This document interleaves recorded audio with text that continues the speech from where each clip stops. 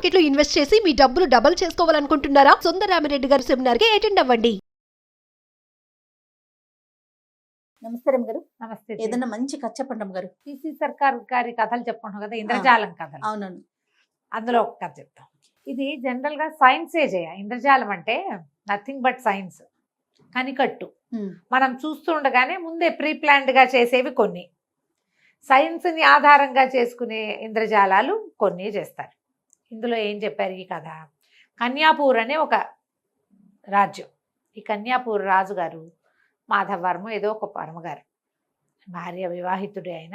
ఆయన పెళ్ళైన 20 సంవత్సరాల దాకా ఆయనకి సంతానం కలగలేదు. కలగపోయేసరికి చాలా దిగులుగా ఉండేవాడు. ఈ దిగులుగా ఉండే కాలంలో సరే వారా వీరా అందరూ చెప్పారు, గరుత్మంతుడి కోసం, విష్ణుమూర్తి కోసం కానీ గరుత్మంతుడి కోసం కానీ తపస్సు చేస్తే మీకు సంతానం లభిస్తుందని ఎవరో చెప్పారు. ఈయన ఏం చేశాడు? విష్ణుమూర్తి కాదని గరుత్మంతుడి కోసమే ఎంతకాలమో తపస్సు చేశాడట. చేస్తే గరుత్మంతుడు ప్రత్యక్షమై సరే నీకు సంతానం కలుగుతుంది, అయితే నీ భార్యకి ఏం జన్మించినా దాన్ని ముట్టుకోవద్దు, అది ఎక్కడ జన్మించిందో అక్కడే అలాగే ఉండనివ్వండి, నీకు సంతానం ఉంది అని చెప్పాడు. కొంతకాలానికి ఈయన ఇంటికి వచ్చేసాడు. రాణిగారు గర్భవతి అయింది. 9-10 నెలలు గడిచాక రాణిగారు ప్రసవించారు. ఒక గుడ్డుని ప్రసవించింది ఆవిడ. అదొక బాతు గుడ్డు అంతుంది, మామూలు గుడ్డు కాకుండా ఆ మాత్రం. గరుత్మంతుడు ఏం చెప్పాడు?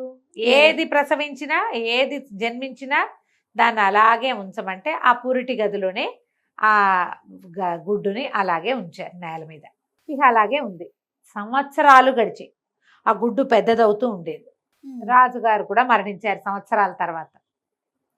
రాజు మరణించిన తర్వాత ఆ గుడ్డు పగిలింది.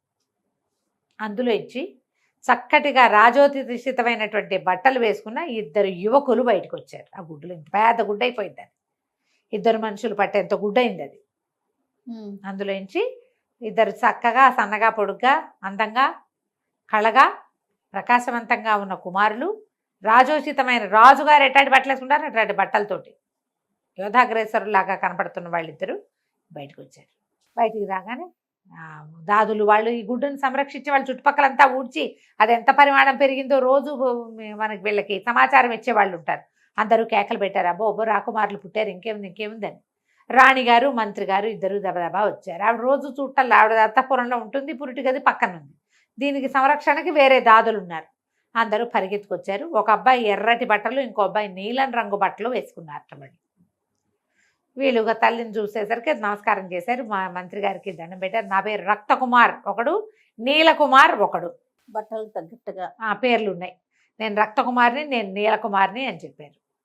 అక్కడి నుంచి సరే అయ్యో మీ తండ్రి గారు గతించారు నాయన, ఇంత అదృష్టాన్ని ఆయన చూడలేపారు, ఆయన తపస్సు యొక్క ఫలితం మీరు అవట అది ఇదని కబుర్లు చెప్పారు. సరే తీసుకొచ్చుకున్నారు బయటికి. వాళ్ళకి ఏదో తెన్నో తాగనో ఏర్పాట్లు చేశారు. సరే తండ్రి గారు గతించారు కాబట్టి పట్టాభిషేకం చేస్తామన్నారు.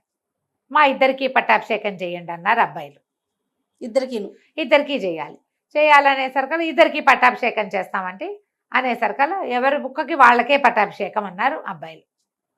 దీన్ని 2 భాగాలు చేయండి, ఎవరి భాగం వాళ్ళకి ఇచ్చేయండి రాజ్యాన్ని, మా భాగానికి మేము అవుతాం అనేసరికల్ మంత్రి ఆశ్చర్యపోయాడు. ఇప్పుడు ఎట్లా చేయాలి? 2 కుమారులు పుడతారని ఎప్పుడు ఊహించలా. ఒక కుమారుడు అనుకున్నారు. అసలు అది ఏమవుతుందో వీళ్ళకి తెలియదు. అసలు కుమారులు వస్తారో ఏమిటి వస్తుందో అందులో పెద్ద గరుత్మంతుడు బయటకు వస్తే వీళ్ళు చేయగలిగేది ఏముంది? సుకుమారులు వచ్చారనే సంతోషం కాస్త విభజన అనగానే భయం వేసింది. ఇది కన్యాపూర్ చాలా పెద్ద రాజ్యం. దీన్ని 2 ముక్కలు చేయటము అంటే దాని మీద బోల్డ్ డిస్కస్ చేస్తే రాకుమారులు అన్నారు, ఆస్తులు సగం, రాజభవనం సగం, రాజ్యం సగం. సరే పోనంత కొంతమంది న్యాయాధిపతుల్ని, నగర పెద్దల్ని, ప్రముఖుల్ని పిలిచారు. అన్నీ మాట్లాడుకుని అన్నీ లిస్ట్ అవుట్ చేశారు, ఏవేవి రాజరికపు ఆస్తులు అవన్నీ కూడా. 50-50. అయితే ఒక జడ్జి గారు చాలా పెద్ద ఆయన ఏమన్నాడంటే అన్నీ బాగానే ఉన్నాయండి, సహజ సరస్సు ఉంది మనకి, సజీవ సరస్సు, జీవ సరస్సు అంటాం, దాన్ని ఎట్లా భాగం చేస్తాం అనేసరికల్ రాకుమారులు అన్నారు, ఆ దాన్ని కూడా సగం చేయాల్సిందే, మధ్యలో కట్టేయండి అన్నారు. ఈ సరస్సు ఏమిటి, ఎలాంటిది? దాదాపుగా కొన్ని ఎకరాల మేర విస్తరించింది. అది మధ్యలో కొంత భాగంలో ఇసుక మేటలు, కొన్ని కొండరాళ్ల లాంటివి ఉండి, ఆ రెండిటికి చివరి దాకా ఉండి కొంతమేర ఖాళీగా ఉంటుంది.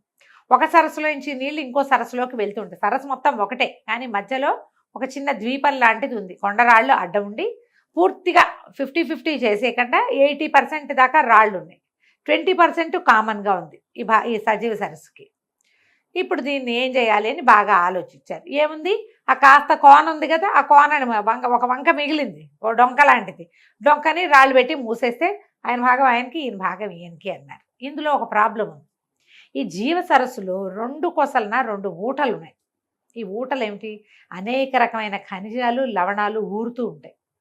మహావిషాలు అవి. ఈ కామన్గా ఉండటం వల్ల దీని విషయానికి ఇది విరుగుడు, దాని విషయానికి ఇది విరుగుడు, నీళ్ళు అటు ఇటు కదులుతూ ఉంటాయి. పైగా ఇది సంవత్సరంలో 2 నెలలు పూర్తిగా బిగిసిపోతుంది, మంచు అయిపోతుంది. కన్యాపూరు కాశ్మీర్ రాజ్యానికి దగ్గరగా ఉంది, నడవచ్చు దాని మీద, మొత్తం బిగిసిపోతుంది. బిగిసిపోయిన దాన్ని ముక్కలు చేయడం సులువే.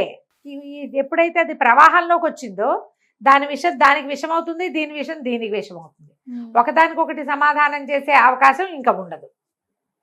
ఏం చేయాలి అని తన్నుకులాడారు బాగా. రాకుమారులు సగం చేయవలసిందేనని పట్టుపట్టారు. ఈ నార్జన్లో ఉన్న నగర పెద్దల్లో ఒక ఇంద్రజాలం తెలిసినటువంటి ఒక మంత్రి గారు ఉన్నాడు. ఆయన అన్నాడు, నేను రాకుమారులను నేను ఒప్పిస్తాను, కొన్ని రోజులు గడపండి. రాజుగారు చనిపోయిన ఇంతకాలానికి రాకుమారులు పుట్టారు, మనం అంతా వెర్రిగా పండగలు పడపాలు చేసుకోవద్దు, అందరం కామన్గా ఉండగానే పండగలు చేసుకుందామని పండగలు చేయించారు. రాకుమారులు ఇద్దరు ఉత్సాహంగానే ఉన్నారు. సరే, ఏమైంది, మంచు కాలం వచ్చేసి మొత్తం సరస్సు అంతా బిగిసిపోయింది. ఇప్పుడు ఈయన ఇంద్రజాలం తెలిసిన మంత్రి గారు అన్నారు, మనం ఒక పని చేద్దాం. జీవ సరస్సును కనుక 50-50 చేసామా ఈ ప్రమాదం రాబోతుంది. ఎందుకంటే 2 పక్కల విషతుల్యమైన జలాలు ఉన్నాయి కాబట్టి. ఊటల్ని మనం ఏం చేయలేము, సహజ సిద్ధమైనవి అవి. సరస్సునే అడుగుదాం. 50-50 అవడానికి సరస్సుకి ఇష్టం ఉందో లేదు. ఎందుకంటే ఆ జీవ సరస్సే మనకి జీవనాధారం. 2 నెలలు నీళ్ళు లేకపోతే జనాలు ఐసు ముక్కలు కరగబెట్టి వాడుకోవటము, నీటి నిల్వలు ఎవరిళ్ళకి వాళ్ళు, ఎవరి కాలనీలకు వాళ్ళు, ఎవరి వీధులకు వాళ్ళు చేసుకుని పెట్టుకుంటారు. సంవత్సరం అంతా జాగ్రత్త పడతారు.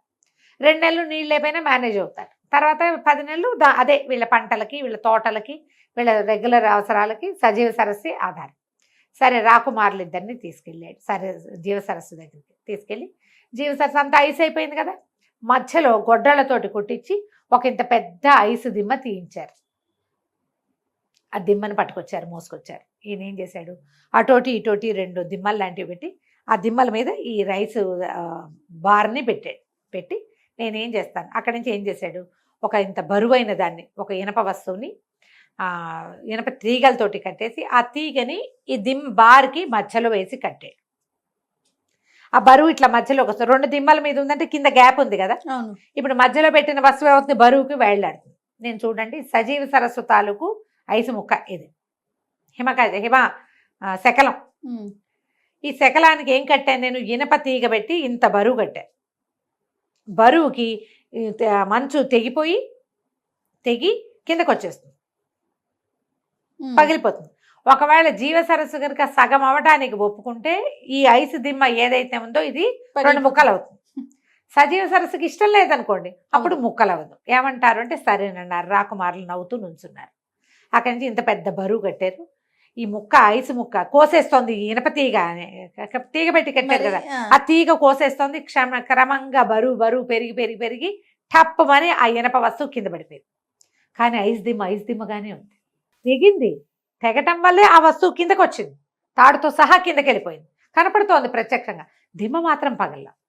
వెళ్ళిపోయారు అందరు. రాకుమారులు అన్నారు, చాలా బాగుంది, బ్రహ్మాండంగా ఉందని చప్పట్లు కొట్టారు. చూసారా, జీవ సరస్సుకి ఇష్టం లేదు, సగం అవటం ఇష్టం లేదు చెప్తోంది సమాధానం అన్నాడు మంత్రి. రాకుమారులు ఇద్దరు నవ్వారు. జీవ సరస్సుకి ఇష్టం లేదు, పరమేశ్వరుడి కూడా ఇష్టం లేదు. ఎందుకంటే ఇది 2 భాగాలు కాదు, ఇద్దరం కాదు, ఒక్కళ్ళమేనని ఆ రక్తకుమారుడు ఆ నీలకుమారుడిలో కలిసిపోయాడు. వాళ్ళిద్దరూ ఒక్క కుర్రాడుగా కనపడ్డారు. మన బ్లడ్లో రక్త నాళాల్లో ఒకటి నీలంది, ఒకటి ఎర్రదే ఉంటుంది. వాళ్ళిద్దరూ అట్లాంటి వాళ్ళు అన్నమాట. మన ప్రజలు ఇక్కడ ఉన్న పాలన యంత్రాంగం ఎంత తెలివైందో తెలుసుకోవడం కోసమే ఈ పని చేసాం. మంచు ముక్క కోసినా ఆటోమేటిక్గా చల్లదనానికి మళ్ళీ అతుక్కుపోతుంది, అది తెగదు. మంచును మనం చిత్తకొట్టగలం కానీ తెగ్గొట్టలేం. బరువు వేసి తెగొట్టినా బరువు దానంతట అది అతుక్కుపోతుంది. కింద భాగానికి వస్తుందా తీగ కిందకి, పైముక్కకి అతుక్కుపోతూ ఉంది. కిందకు వచ్చి అది కింద పడిపోయింది, అదే ఆటోమేటిక్గా అతుక్కుపోయింది కాబట్టి ఇంకా విరగలేదన్నమాట. అక్కడి నుంచి ఏం చేశారు, ఈ కన్యాపూరు రాజానికి ఈ నీలరక్త కుమారుడే రాజు అయ్యాడు. ఒక్కడే కదా. ఒకడే కదా. ఈ ట్రిక్ వల్ల ఇది ప్రూవ్ అయింది. ఈ ట్రిక్ ఎక్కడి నుంచి వచ్చింది, సైన్స్, ఎస్. ఇంద్రజాలపు ట్రిక్ తోటి ఈ కథ సుఖాంతమైంది, ఈ సమస్య తీరిపోయింది. లేకపోతే అప్పటిదాకా ఆస్తులన్నీ సెపరేట్ చేశారు, జీవ సరస్సును సెపరేట్ చేస్తే ఆ కన్యాపూర్ 2 ముక్కలు అయిపోయింది, అది అవ్వకుండా ఉండిపోయింది. కథ కంచికి మనం ఇంటికి.